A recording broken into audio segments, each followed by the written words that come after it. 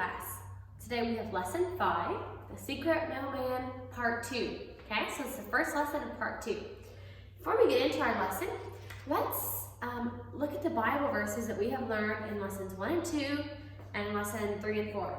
So in lesson 1 and 2 was about sharp eyes. Okay, that was the story about sharp eyes, part 2. So let's see the verses.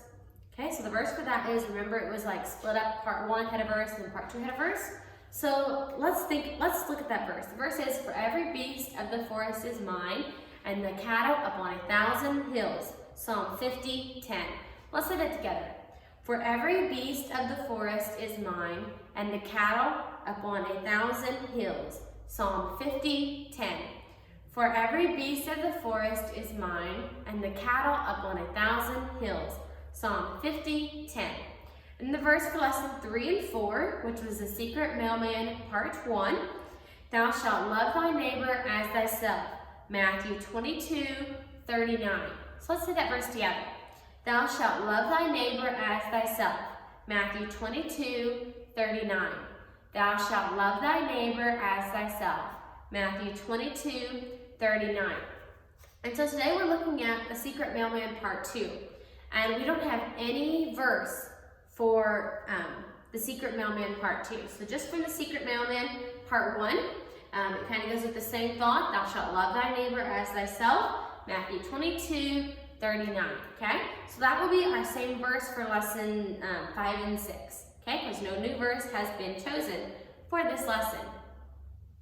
Okay, so let's start by looking at our lesson. Lesson 5. At the top, we're talking about contractions. Now, contractions is something they're teaching as new in reading, but we have talked lots about contractions in language arts. A contraction is made from 2 smaller words. Some letters are left out. So a contraction is simply 2 little words put together, take a few letters out, put the apostrophe in where the letters were taken out, and make a new word.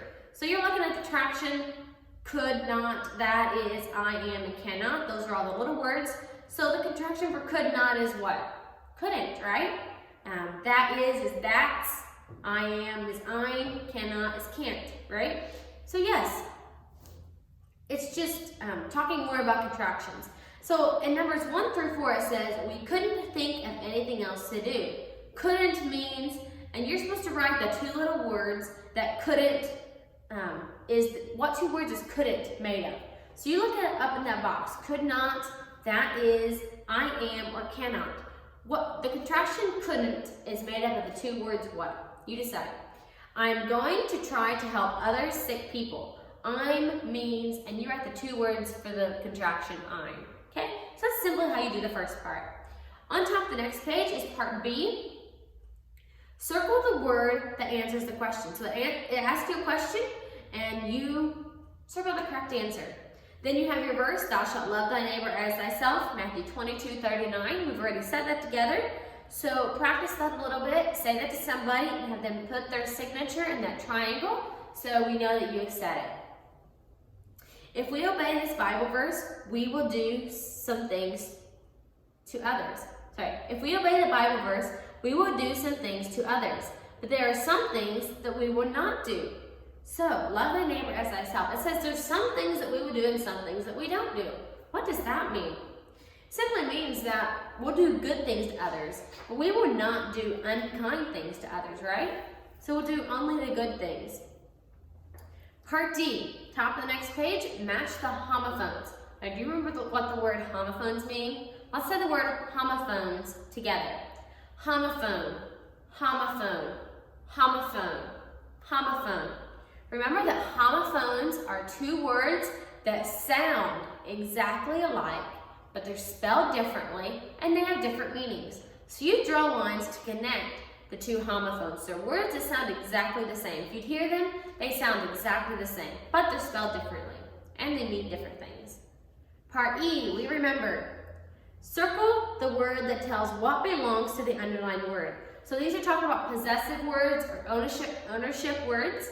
And remember, ownership words, possessive words, are words that end with apostrophe S, right? It shows that somebody owns something. Something belongs to that person. So all of the possessive words or ownership words are underlined. Ned's, Ruth's, and his mother's, okay? So Ned's, Ruth's, and mother's. You look through those. What was Ned's?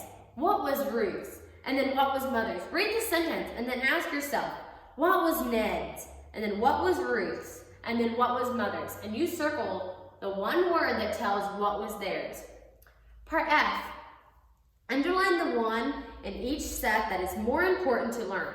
So on 18, is it more important to learn to be kind or to learn to ride a horse? Which is more important? How would God feel? Which one would God think is more important? So you do that carefully.